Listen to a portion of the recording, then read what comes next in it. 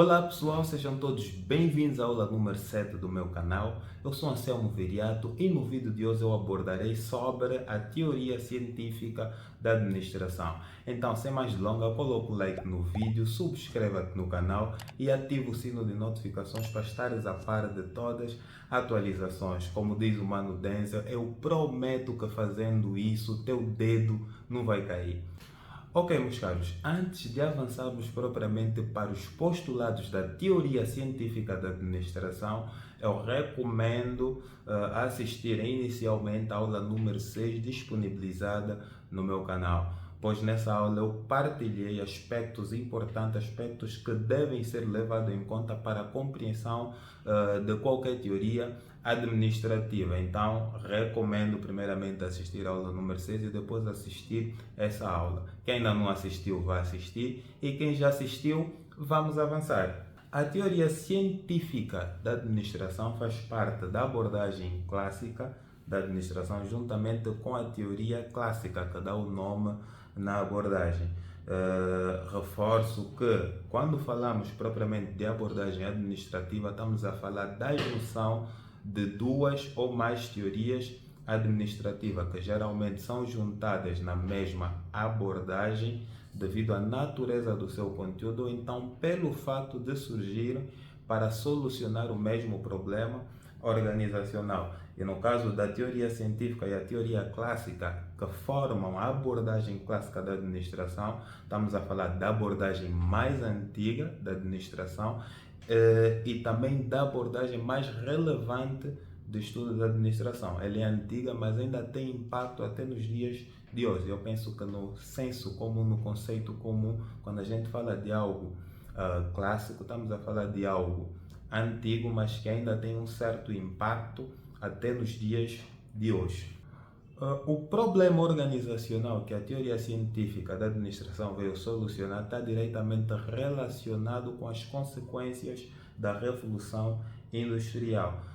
Na aula sobre a Revolução Industrial, também disponibilizada no meu canal, eu expliquei minuciosamente como é que essas duas consequências culminaram em problemas organizacionais naquela altura, mas reforço que o facto de introduzir-se a máquina no processo produtivo das indústrias e não se fazer acompanhar com habilidade técnica ou com instruções sobre a forma de utilização dessas máquinas fez com que os trabalhadores pautassem pelo empirismo e pela improvisação. Então, aspectos como a falta de habilidade técnica, aspectos como o empirismo, a improvisação, a necessidade de maior eficiência, a necessidade de maior eficácia, maior produtividade, todos esses aspectos é que serviram de base para formar o problema organizacional daquela altura. E para solucionar esses problemas organizacionais, a teoria científica enfatizou as técnicas e as tarefas, ou seja, para resolver a questão do empirismo, improvisação, para conseguirmos ter maior eficiência, produtividade e eficácia, tínhamos que enfatizar as técnicas de modo a executarmos as tarefas da melhor forma possível. Tem-se dito que a teoria científica da administração olhou para a organização de baixo para cima. Quando a gente diz que olhou para a organização de baixo para cima, estamos a falar propriamente dos níveis administrativos, onde o nível que está abaixo é o nível operacional. O que quer dizer que a teoria científica defendia que para uma empresa ser eficiente, tinha que primeiramente organizar o nível operacional, que é o nível onde são utilizadas as técnicas e as tarefas, e sendo o nível operacional eficiente, naturalmente o nível tático e o nível estratégico seguiriam a mesma linhagem. A teoria científica da administração tem como fundador o americano Frederick Winslow Taylor. Taylor que foi propriamente um incentivador da eficiência industrial, tendo contribuído de forma eficaz no desenvolvimento industrial, isso propriamente no século XX. O seu contributo foi de grande envergadura que Taylor passou a ser considerado pai da administração científica. Taylor nasceu aos 20 de março de 1856 e profissionalmente começou a trabalhar aos 18 anos, isso primeiramente como aprendiz de mecânico. Taylor, já com 22 anos de idade, assumiu a posição de mecânico titular e depois de algum período, pelo facto do contabilista da empresa ser demitido por desonestidade ou furto propriamente, Taylor assumiu a posição de contabilista da empresa. Mas essa posição foi durante algum tempo porque a empresa notou que Taylor tinha maior domínio da área de mecânica. Então, depois de algum tempo, Taylor voltou para a área de mecânica, onde assumiu a posição de mestre, né? Mestre, como eles chamavam naquela altura. Se fosse para equiparar aos dias de hoje, estamos a falar propriamente de chefe do departamento de mecânica. Taylor foi aplicando os seus métodos, foi enfatizando a questão do controle rigoroso na área de mecânica e trouxe alguns problemas de relacionamento com os seus colegas. Para quem estava acostumado a fazer as coisas de uma maneira, quando aperta-se no rigor, isso fez com que criasse um clima menos saudável entre Taylor e os restantes colegas. Em 1881, Taylor iniciou o registro das suas 42 patentes, mas só em 1903 é que Taylor publicou seu primeiro livro, que teve como título Administração de Oficinas.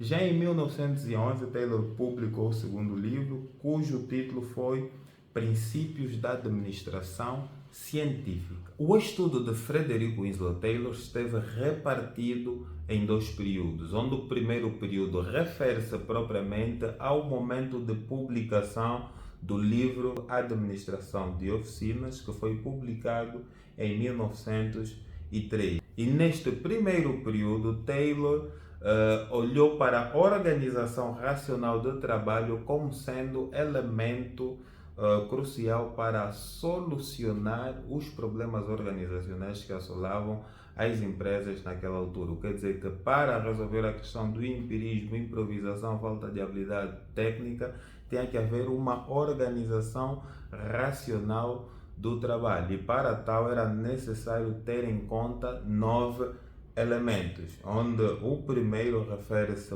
propriamente à análise do trabalho e do estudo dos tempos e movimento. Taylor defendia que antes de fazer qualquer trabalho, tinha que se primeiramente analisar o trabalho e depois fazer um estudo do tempo necessário para a realização do trabalho e dos movimentos que devem ser feitos para a realização dessa tarefa. Taylor definia já o movimento específico e o tempo padrão para a execução de qualquer tarefa. O segundo aspecto refere-se propriamente ao estudo da fadiga. Taylor procurou fazer um estudo no sentido de medir o impacto dos movimentos feitos naquilo que é a fadiga do próprio trabalhador, de modo a definir o tempo limite de execução da tarefa.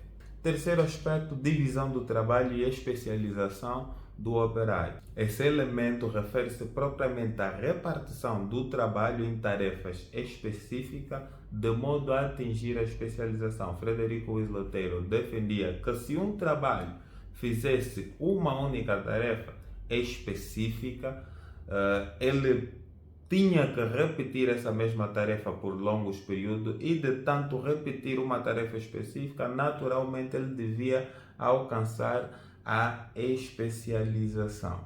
Já o quarto aspecto refere-se propriamente ao desenho de cargos e tarefas, o que quer dizer que criou-se um modelo, criou-se um desenho das tarefas que tinham que ser feitas em um determinado cargo. Já estava praticamente devidamente delimitado o conteúdo de cada cargo. Taylor olhava esse elemento como sendo o elemento principal para a organização racional do trabalho. O quinto aspecto refere-se propriamente aos incentivos salariais e prêmios de produção, ou seja, a remuneração na altura de Taylor era com base no nível de produção. Taylor dizia que o trabalhador que produzir mais, vence mais, e o que produzir menos, vence menos. E aquele que produzir acima daquilo que é o limite estipulado, ele devia ter prémios referente a essa produção. Sexto aspecto está relacionado com a concepção de homo econômicos. Quem é propriamente o homo econômicos? Quando a gente fala de homo econômicos, estamos a falar da motivação do indivíduo. Então ele olhava os aspectos econômicos, os aspectos financeiros, os aspectos materiais como sendo os elementos que estão na base da motivação do indivíduo dentro da empresa. Ou seja, se a gente querer tirar o melhor de um determinado trabalhador, nós temos que lhe incentivar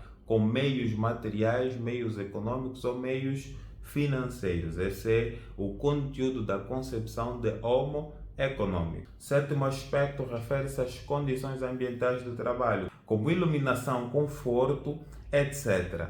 Taylor defendia que tinha que se criar as condições necessárias para um determinado trabalho, de modo ao trabalhador não ter desculpas no momento em que ele tiver a executar uma determinada tarefa. Ele tem que ter o material necessário pronto, tem que ter as melhores condições a nível de luminosidade, a nível de conforto onde ele se encontra, para que não tenha motivos de queixa no momento da realização da tarefa que lhe foi incumbida. O oitavo aspecto refere-se à padronização dos métodos e das máquinas. Esse aspecto é praticamente resultante dos aspectos que foram anteriormente mencionados. Depois de se fazer o estudo dos tempos e movimento, fazer-se o desenho do cargo, fazer-se a divisão das tarefas, padronizava-se propriamente os métodos que a máquina tinha que executar, bem como os métodos que o trabalhador tinha que executar. Então estava tudo devidamente padronizado e o operário, o trabalhador dentro da organização, limitava-se pura e simplesmente a seguir o padrão que foi estipulado pela empresa.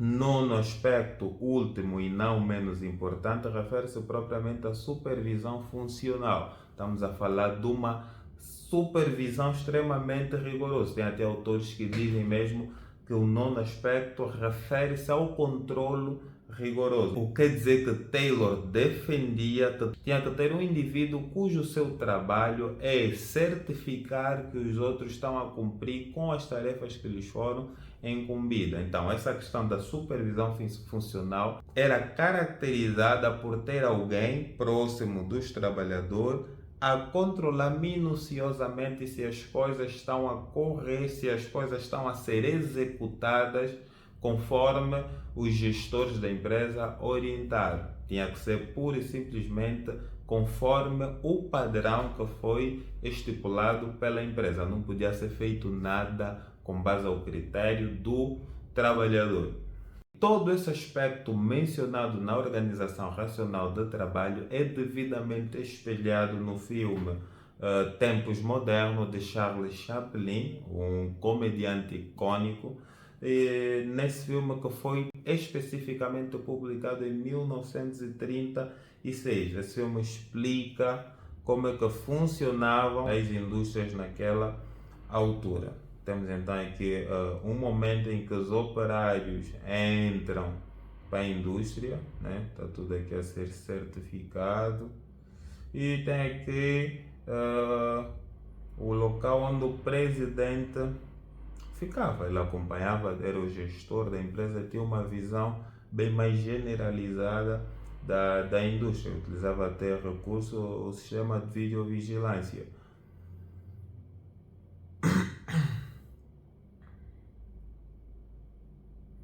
Então orientou o homem da supervisão. Se verificamos aqui, cada trabalhador está a fazer uma tarefa específica. Tem-se que o trabalho é só martelar o primeiro parafuso, esse martela o segundo, e o Charles Chaplin, o trabalho dele é apertar as portas. Eles só podiam fazer pura e simplesmente aquele trabalho.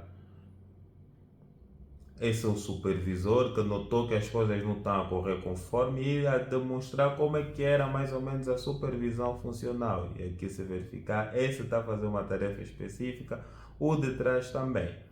Tem aqui esse momento em que Charles Chaplin tenta tirar um tempinho de lazer, e mal tenta descansar, o chefe nota, devido aos recursos de videovigilância, e manda voltar ao trabalho, porque ele foi pago para trabalhar, não foi pago para brincar. Volta aqui e encontra os indivíduos a fazerem sempre as suas tarefas específicas. Recomendo o pessoal assistirem esse filme, espelha de forma clara como era mais ou menos o funcionamento das indústrias naquele tempo. Já o segundo período do estudo de Taylor está relacionado com a publicação do seu segundo livro, que tinha como título Princípios da Administração Científica, e o mesmo foi publicado em 1911.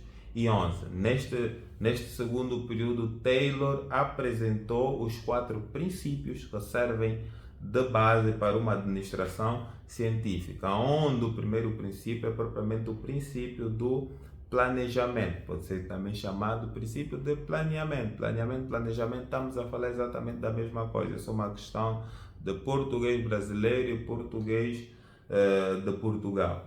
Então, esse primeiro princípio é que veio com o intuito de eliminar o empirismo e a improvisação, porque ele defendia que a coisa tinha que ser pensada, a coisa tinha que ser definida, tinha que se montar estratégia, formas para alcançar o objetivo que foi definido. Já o segundo princípio é o princípio do preparo.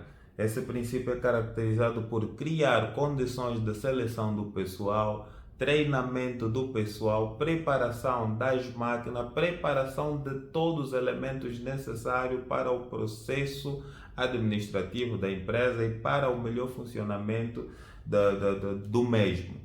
Terceiro princípio é o princípio do controle, e conforme o nome diz, o princípio do controle refere-se propriamente ao processo de averiguação, o processo de certificação, se o que está a acontecer realmente na organização vai de acordo com o que foi anteriormente planeado. Então, fica aí a verificar se está tudo conforme. Caso alguma coisa saia dos carris, redefine os planos de modo que as coisas ocorrem conforme foi planeado. E quarto princípio, o último, é o princípio da execução. Refere-se a um momento de realização, a um momento de colocar em prática o que foi anteriormente definido. É também nesse momento em que faz a distribuição de tarefa entre os diversos indivíduos dentro da organização. Todo esse aparato que foi aqui elencado tinha como objetivo os elementos que estão aqui espelhados, né? Porque para além da eliminação do empirismo e da improvisação, Taylor tinha como objetivo pagar melhores salários e reduzir custos. E para tal defendia que a administração deve aplicar métodos científicos e estabelecer processos padronizados adequados para que as normas possam ser cumpridas. Os empregados devem ser selecionados e colocados em seus postos com condições de trabalho adequadas para que as normas possam ser cumpridas. E os empregados devem ser treinados para aperfeiçoar suas aptidões e executar as tarefas a fim de cumprir uma produção normal. Ter em conta que existe vadiagem no trabalho e que esta era provocada pelos operários para reduzir a produção com finalidade de manter o trabalho. Esses aspectos são praticamente os aspectos que Taylor pretendia alcançar com a aplicação de todos esses contributos que nós apresentamos, quer no primeiro período, quer no segundo período de estudo de Taylor. Ok, meus caros, esses são os aspectos principais que eu tinha a partilhar sobre a teoria científica da administração. Espero ter ajudado de alguma forma. As dúvidas, as contribuições, por favor, coloquem nos comentários e não se esqueçam de se subscrever no canal, colocar like nesse vídeo e ativar o sino de notificações para estar a par de todas as atualizações. Estamos juntos, até a próxima!